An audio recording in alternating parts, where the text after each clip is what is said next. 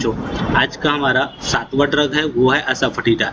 इससे पहले भी हमने 6 ड्रग तक का पढ़ चुके हैं जो कि डी फार्मा फर्स्ट ईयर का फार्माकोग्नोसी का टॉपिक है। तो इसका क्या करेंगे हम लोग, सबसे पहले सिनोनिम देखेंगे। असाफेटिडा को क्या बोलते हैं? असाफेटिडा भी बोलते हैं असाफेटिडा के नाम से, या गम असाफेटिडा, या डेविल्स डंग। डेविल्स डंग मीन्स क्या होता है? जो शैतान होते हैं, शैतान, तो शैतानों को क्या बोलते हैं? उनका जो गोबर होता है उसको बोलते हैं डेविल्स। असाफेटिडा एक्चुअली है क्या? ये हींग जो होता है ना, हींग, उसी को बोलते हैं असाफेटिडा। तो हींग या डेविल्स डंग या फिर बोलते हैं असाफेटिडा या गम असाफेटिडा के नाम से कई इसके नेम है, याद रखिएगा आप। बायोलॉजिकल सोर्स मतलब कि इसका बॉटेनिकल सोर्स बताना है। Asafoetida is oleogum resin. Oleogum resin क्या होता है? जो प्लांट का स्टिकी मटेरियल होता है, स्टिकी मटेरियल, चिपचिपा, तो चिपचिपे जो होता है उसको बोलते हैं, ठीक है ना। चिपचिपा जो होता है उसको बोलते हैं यहाँ पे। और ये it is obtain by the incision किया जाता है, उसके अंदर थोड़ा सा खड्डे किए जाते हैं इन द लिविंग राइजोम। जो राइजोम क्या होता है? जो रूट होता है, जो स्टेम होता है, और वो कहाँ पे होता है? सॉइल के अंदर पाया जाता है, तो उसको क्या बोलते हैं? राइजोम बोलते हैं, ठीक है ना। सॉइल के अंदर पाया जाएगा उसको बोलेंगे। And root of the Ferula foetida. अगर कुछ भी अगर आप नहीं याद रहेगा तो आप इतना याद रखिएगा कि क्या है? असाफेटिडा का जो प्लांट नेम है, बॉटेनिकल नेम है, वो क्या है? फेरुला फटीडा, ये आपको याद रहेगा। फैमिली की बात करेंगे तो इसकी फैमिली क्या होती है? अम्बेलिफेरी। अम्बेलिफेरी फैमिली कैसे आपको याद रखो, देखो अम्बेली में क्या वर्ड आ रहा है आपको? एक वर्ड यहाँ से मिलता जुलता लग रहा है, अम्ब्रेला। अम्ब्रेला क्या होता है? छतरी। छतरी होती है ना, छतरी कैसे होते हैं? इसके अंदर क्या होती है? बहुत सारी ऐसे तीलियाँ होती है, इधर तो क्या होती है? ऐसे। तो अम्बेलिफेरी मतलब इसका जो फैमिली है, देखो इसके जो फ्रूट की अगर बात करेंगे, यहाँ पे देखो सारे लगे हुए हैं, डायग्राम में आप थोड़ा नजर डालेंगे तो क्या होता है? सारे कैसे बंच में लगे हुए हैं, छतरी के जैसे, ठीक है ना। तो इसलिए इसको अम्ब्रेला के जैसे दिखते हैं। देन हम बात करेंगे इसके केमिकल कॉन्स्टिट्यूएंट या केमिकल कंपोजिशन। तो क्या पाया जाता है इसमें? वोलाटाइल ऑयल पाया जाता है। ऑयल है वो कैसा है? वोलाटाइल नेचर का है। देन और क्या होता है? इसमें रेजिन पाया जाता है और गम पाया जाता है, ठीक है ना। तो वोलाटाइल ऑयल में बहुत सारे, मतलब वोलाटाइल मीन्स क्या होता है? ऐसे कंपाउंड जब क्या होते हैं? इवापोरेट होते हैं। इवापोरेट होते हैं तो उसको हम लोग क्या बोलते हैं? वोलाटाइल बोलते हैं, ठीक है। इवापोरेशन होने लगेगा। इवापोरेशन मीन्स कि वो क्या होंगे? उड़ेंगे, इन्वायरमेंट में आ जाएंगे। देखो क्या होता है? हींग दूर से आपको खुशबू उसकी आने लगती है, उसकी गंध आने लगती है, ठीक है ना। इवापोरेशन उसका होने लगता है, याद रखिएगा। तो इसलिए वोलाटाइल होता है, जिसमें ए नंबर ऑफ क्या होते हैं? डाइसल्फाइड कंपाउंड होते हैं, जिसमें क्या होता है? आइसोब्यूटाइल प्रोपेनिल होता है। और रेजिन पाया जाता है। रेजिन में क्या होता है? कंटेन असरसिनॉल, फेरुलेट पाया जाता है और फेरुलिक एसिड पाया जाता है। अगर आपसे कोई केमिकल पूछे तो याद रखिएगा कि सल्फर कंटेनिंग कंपाउंड है, जिसमें आइसोब्यूटाइल प्रोपेनिल और फेरुलिक एसिड पाया जाता है। रेजिन वैसे क्या होता है? गमी टाइप का, चिपचिपा होता है, उसको पहले मैं बता चुका हूँ। और गम मीन्स भी वही होता है, गीलू स्टिकी टाइप का, जो कि इसमें लगभग कितना होता है? 55% तक का होता है, ठीक है ना। तो इस तरीके से हम लोगों ने ये रेजिन के बारे में देखे। अब इसका हम लोग क्या करेंगे? थेरेप्यूटिक एफिकेसी, मतलब इसका क्या यूजेस है। तो हमारा चैप्टर ही क्या चल रहा है? चैप्टर ही हमारा कार्मिनेटिव का चल रहा है। कार्मिनेटिव मीन्स क्या होती है? कि जो गैस को रिमूव करते हैं।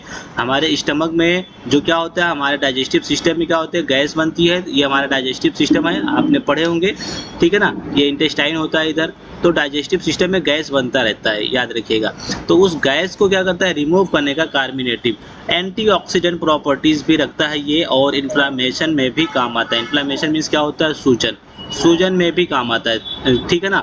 हमें लगता है कि हमारे जो इंटरनल ऑर्गन रहते हैं उसमें सूजन वगैरह होता है, स्वेलिंग होता है, तो उसको एंटी हाइपरटेंसिव में भी काम आता है। मतलब हमारे ये ब्लड प्रेशर को भी कंट्रोल करता है। किसको? ब्लड प्रेशर को भी क्या करेगा? मेंटेन करके रखेगा। और कार्डियो प्रोटेक्टिव, कार्डियो मीन्स क्या हो गया? हार्ट को प्रोटेक्ट करने का काम करता है।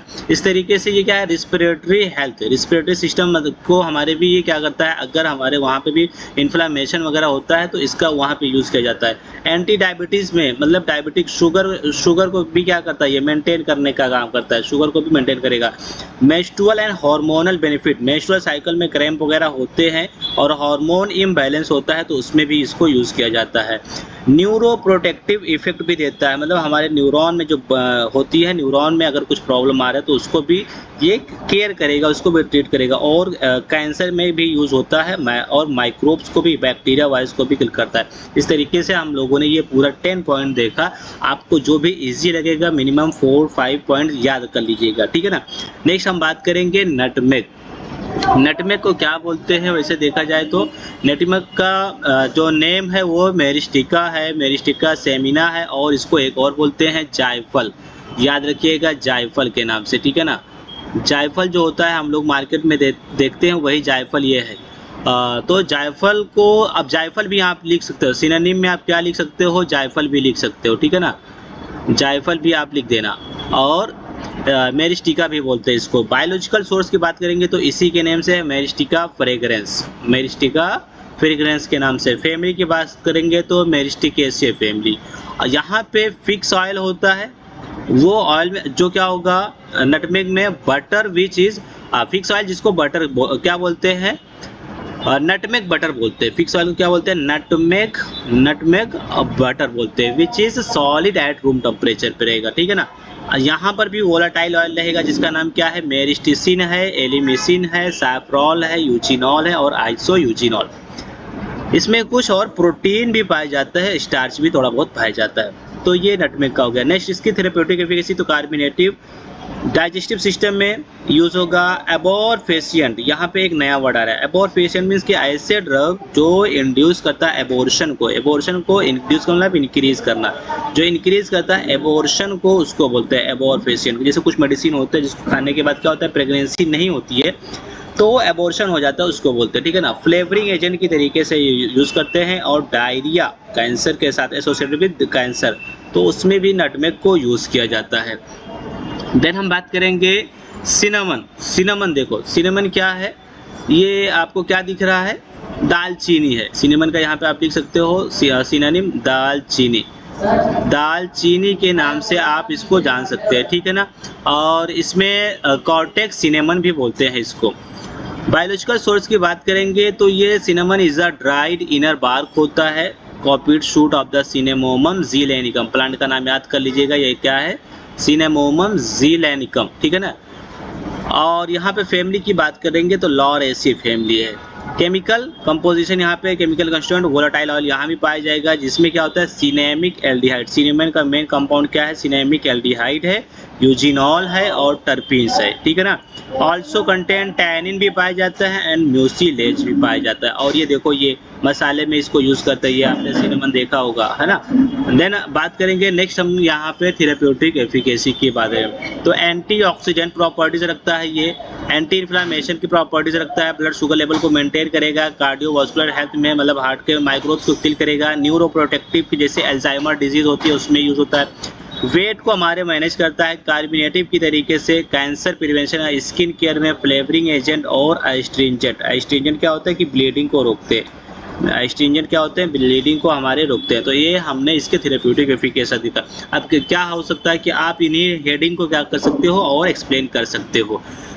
इसके बाद में हमारा यहाँ पे टॉपिक हो जाता है ख़त्म। अगर आपको आज का लेक्चर समझ में आया हो तो प्लीज़ लाइक करो, शेयर करो, सब्सक्राइब करो और कमेंट करो, बताओ आज की वीडियो कैसी लगी। नेक्स्ट हमारे जो भी वीडियो होंगे वो ऐसे ही पीपीटी के थ्रू आने वाले हैं। अब हमारे कोई भी नोटबुक पे लिखी हुई वीडियो नहीं आने वाली है, तो चैनल को आप सपोर्ट करो। और आपसे अगेन मैं बोल रहा हूँ कि प्लीज़ लाइक करो, शेयर कर दो और क्या करो, फिर सब्सक्राइब कर दो।